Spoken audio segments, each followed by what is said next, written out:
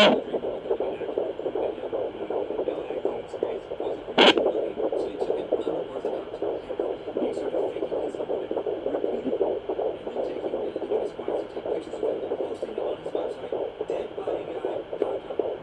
This is how I look at it. If people think he's dead, then he can get acting jobs. So don't worry about the look. Just look at the pictures. Here he is. He does these little cameos. Racing the automatic.